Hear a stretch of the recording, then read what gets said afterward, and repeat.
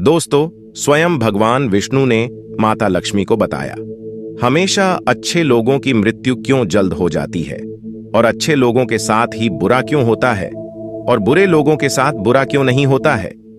या यूं कह लो कि अच्छे लोग सुखी जीवन क्यों नहीं जी पाते और बुरे लोगों को सुखी जीवन क्यों मिलता है।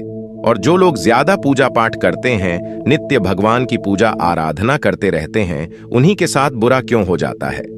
दोस्तों, एक बार की बात है, भगवान श्री हरि विष्णु आकाश लोक पर विश्राम कर रहे थे। तभी वहां पर माता लक्ष्मी पृथ्वी लोक का भ्रमण करके पहुंच जाती है।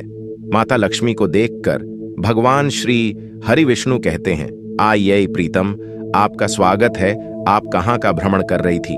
तब माता लक्ष्मी कहती है, हे स्वामी, मैं अभी अभी पृथ्वी लोक का भ्रमण करके आ रही हूं। मैंने पृथ्वी लोक पर देखा कि अच्छे लोगों के साथ ही बुरा क्यों होता है और बुरे लोगों के साथ बुरा क्यों नहीं होता है, और अच्छे लोगों की मृत्यु क्यों जल्द हो जाती है, तथा जो लोग ज्यादा पूजा पाठ करते हैं, नित्य भगवान की पूजा आराधना करते रहते हैं, उन्हीं के साथ बुरा क्यों हो जाता है। हे प्रभु, यह सब प्रश्न हमारे मन में चल रहे हैं, अतः हमारे मन को शांत करने के लिए हमें इन प्रश्नों से अवगत कराए। तब भगवान श्री हरि विष्णु माता लक्ष्मी से कहते हैं, हे प्रीतम, आज आपने बहुत उत्तम प्रश्न किया है।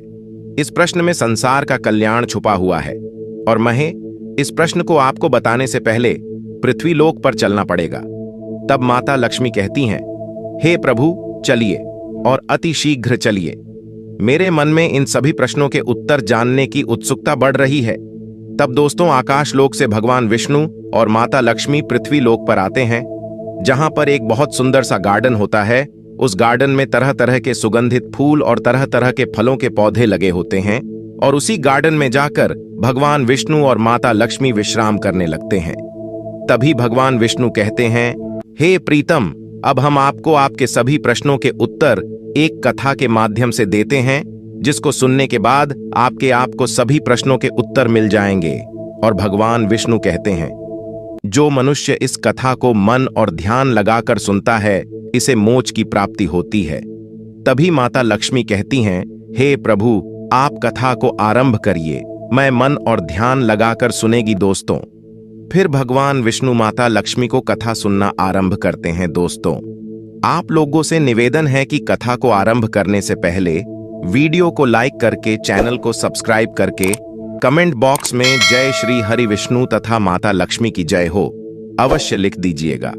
तो चलिए अब कथा को सुनते हैं। दोस्तों, भगवान विष्णु माता लक्ष्मी से कहते हैं, हे प्रथम, पौराणिक काल की बात है। एक बहुत ही अत्यंत सुंदर नगर था। उस नगर में श्याम और सोहन नाम के दो व्यक्ति रहते थे, जिसमें से श्याम एक बहुत धनवान व्यापारी था, और वह धनवान होने के साथ ही साथ पूजा पाठ और भगवान की भक्ति में बहुत विश्वास रखता था। वह प्रतिदिन नित्य भगवान की पूजा आराधना करने के लिए मंदिर जाता था, और वह प्रतिदिन दीनहीन तथा दुखिहारी गरीबों में कुछ ना कुछ बांटता रहता था। दोस्तों, भगवान श्री हरि विष्णु माता लक्ष्मी से कहते हैं, हे प्रीतम, वहीं दूसरी ओर सोहन एक चोर था। वह भी प्रतिदिन मंदिर जाता था, लेकिन वह मंदिर पूजा पाठ करने के इरादे से नहीं जाता था, बल्कि मंदिर से धन चुराने के लिए जाता था।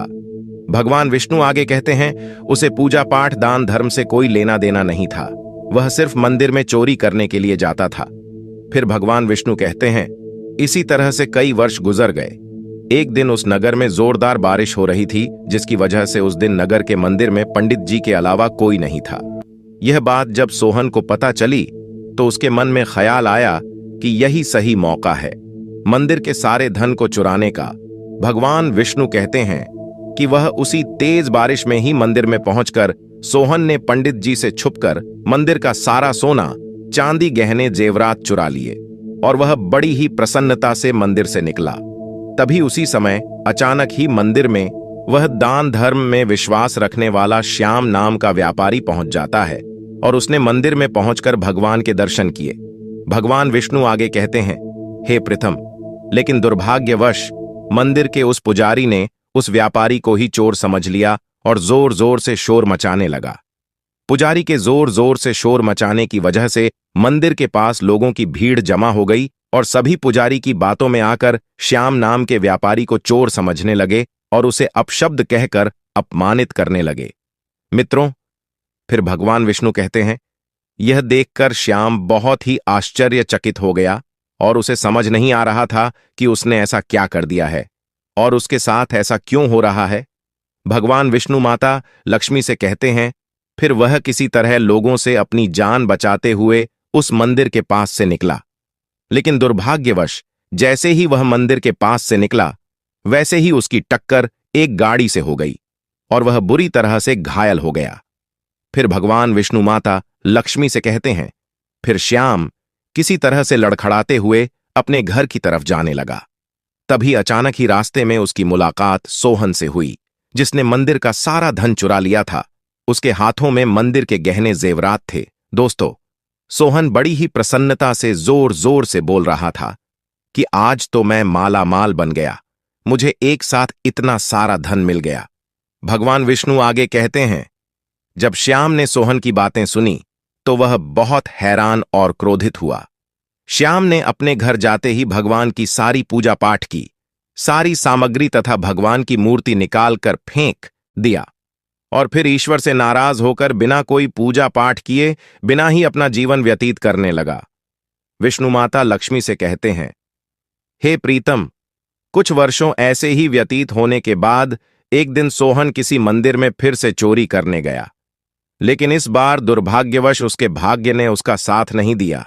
उसे उस मंदिर के पुजारी ने पकड़ लिया और जोर जोर से चिल्लाने लगा, कहने लगा, अरे कोई है, मंदिर से चोरी करके कोई जा रहा है, जो भी सुन रहा हो वह जल्दी आ जाए। सभी दोस्तों वहां पर गांव के काफी लोग इकट्ठे हो जाते हैं और उसे सोहन को बहुत मारते हैं, जिसकी वजह से उसे अंदरूनी चोट लग जाती है।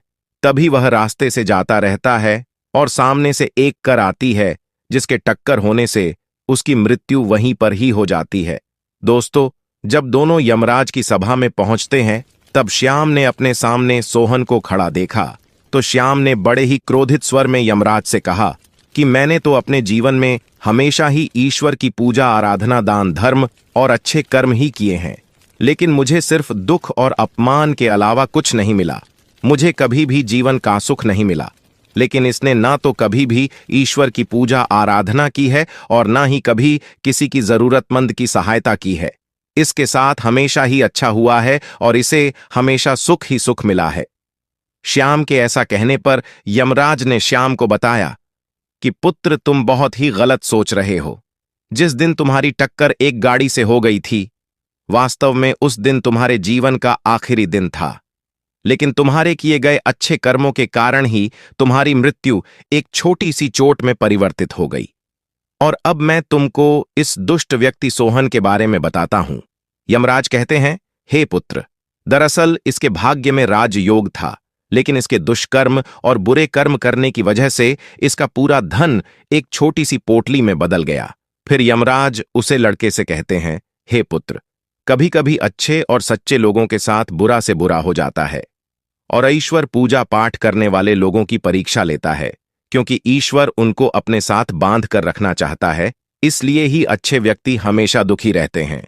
दोस्तों, आगे भगवान विष्णु माता लक्ष्मी से कहते हैं, हे प्रथम, इस कथा सुनने के बाद आपको आपके प्रश्न का उत्तर अवश्य मिल गया होगा।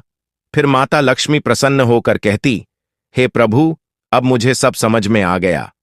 आगे भगवान विष्णु कहते हैं कि लोगों का ऐसा सोचना बिल्कुल गलत है कि ईश्वर आपके अच्छे कर्मों को नहीं देख रहा है। यह कोई भी मनुष्य समझ नहीं पाता, लेकिन अगर कोई भी मनुष्य अच्छे कर्म करता है, लोगों की मदद करते हैं, तो उसके ऊपर सदैव हमारी कृपा बनी रहती है। तो दोस्तों, इस कथा से हमें यह सीख मिलती है कि लोगों कभी भी अपने कर्मों को बदलना नहीं चाहिए, क्योंकि आपको आपके कर्मों के हिसाब से ही कर्मों का फल इसी जीवन में मिलता है, लेकिन आपको इसका पता नहीं चल पाता है। इसलिए दोस्तों, हर मनुष्य को हमेशा अपने जीवन में अच्छे कर्म करते रहना चाहिए और फल की चिंता ईश्वर पर छोड़ देना चाहिए। दोस्तों, आशा करते हैं कि ये कथा आप लोगों को अच्छी लगी होगी। अगर कथा आप लोगों को अच्छी लगी हो तो कमेंट बॉक्स में जय श्री हरि विष्णु लिखकर, वीडियो को लाइक करके, चैनल को सब्सक्राइब करके बेल आइकन ऑल पर प्रेस कर लीजिए, जिससे हमारा वीडियो आप लोग को सबसे पहले मिले।